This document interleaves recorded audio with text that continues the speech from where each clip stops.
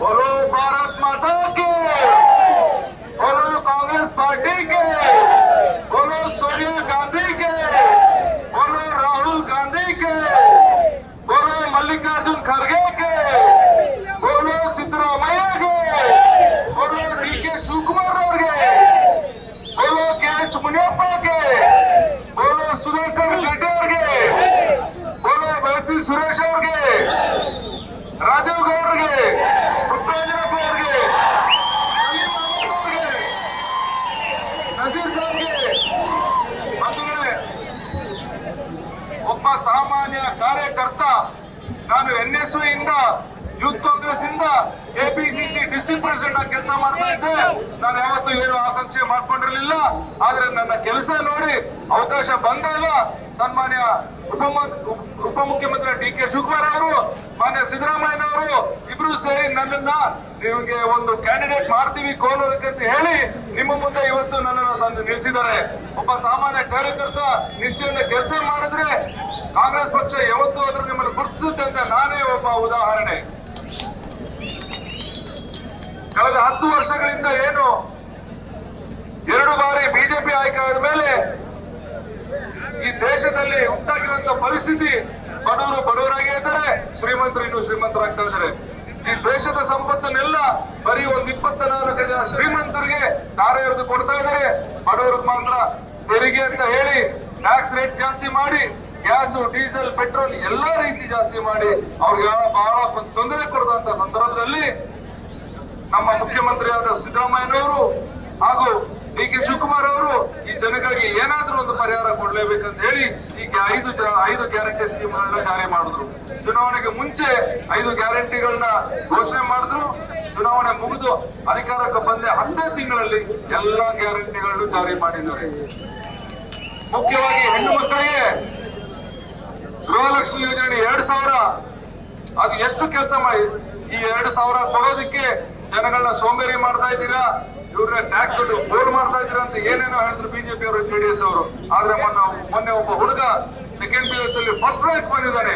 ಅವ್ರು ಹೇಳ್ತಾನೆ, ನನಗೆ ತಂದೆ ಇಲ್ಲ, ಸಿದ್ದರಾಮಯ್ಯನವರು ಡಿ.ಕೆ. ಶಿವಕುಮಾರ್ ಕೊಟ್ಟ 2,000 ನನ್ನ ತಾಯಿ ನನ್ನ ಟ್ಯೂಷನ್ ಫೀಸ್ ಕಟ್ಟಿ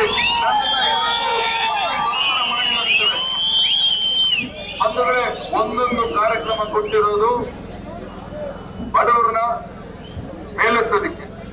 ಶಕ್ತಿ ಯೋಜನೆ ಅಡಿ ಬಸ್ಸಲ್ಲಿ ಫ್ರೀಯಾಗಿ ಓಡಾಡ್ತಾರೆ,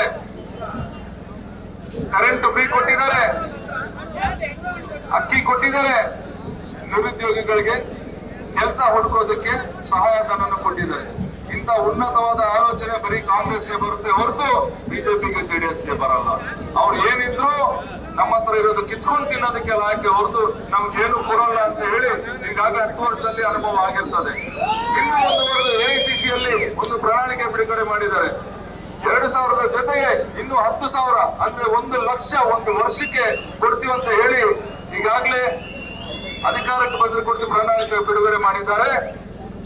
ರೈತರಿಗೆ ಸಾಲ ಮನ್ನಾ ಮಾಡ್ತೀವಿ, ಮಿನಿಮಮ್ ಸಪೋರ್ಟ್ ಪ್ರೈಸ್ ಕೊಡ್ತೀವಿ, ನರೇಗಾ ಯೋಜನೆಯಲ್ಲಿ 400 ರೂಪಾಯಿ ದಿನಕ್ಕೆ ಮಹಾಲಕ್ಷ್ಮಿ ಯೋಜನೆ ಅಂತ ಹೇಳಿ ವರ್ಷಕ್ಕೆ 1 ಲಕ್ಷ ಅಂದ್ರೆ ತಿಂಗಳಿಗೆ 8,500 ರೂಪಾಯಿ ಮಹಿಳೆಗೆ ಸೇರುತ್ತೆ.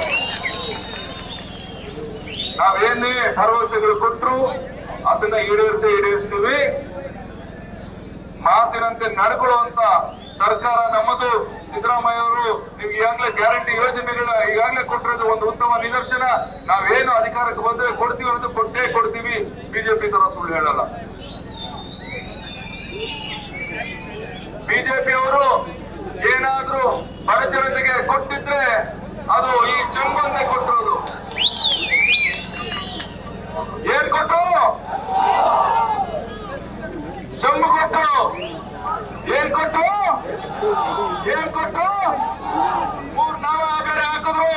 ನಾವೆಲ್ಲ ರೋಡ್ ಬಂದ್ಬಿಟ್ಟಿದೀವಿ.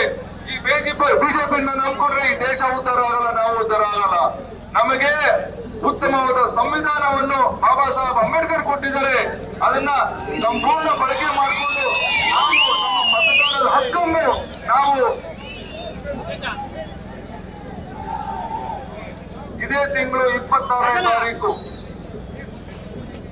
ಕಾಂಗ್ರೆಸ್ ಪಕ್ಷಕ್ಕೆ ಹಸ್ತದ ಗುರುತಿಗೆ ನನ್ನ ಸೀರಿಯಲ್ ನಂಬರ್ 1 ದಯವಿಟ್ಟು ನಿಮ್ಮ ಮತ ಕೊಡಿ, ನನ್ನನ್ನು ಆರಿಸಿ ಲೋಕಸಭೆಗೆ ಕಳಿಸಿ.